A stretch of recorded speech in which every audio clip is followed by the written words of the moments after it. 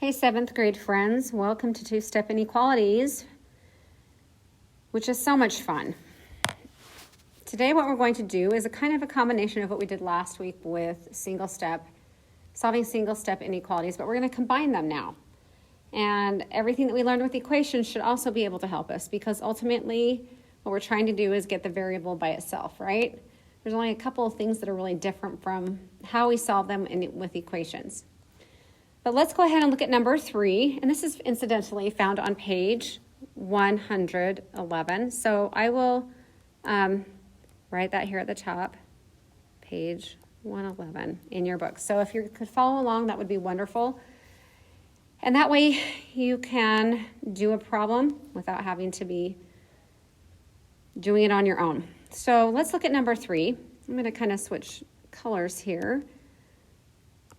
But on number 3, we see that we have our variable there, and it's not by itself. We have all these other things attached to it. So what we're going to do is start with the -1.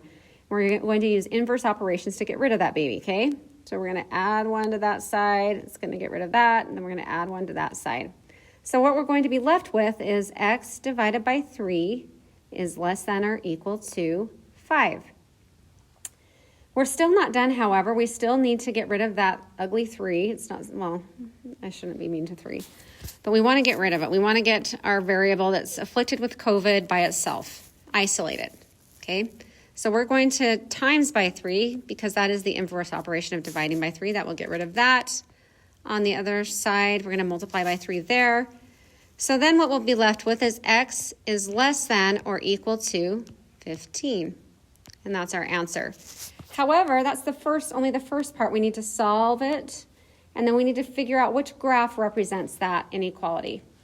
Now, as I'm looking below, I can see if I can move this up here, that the only one that really fits with that, I mean, I see a 15. I know it's going to have something to do with a 15, but is letter B. That's the only one that could really work there.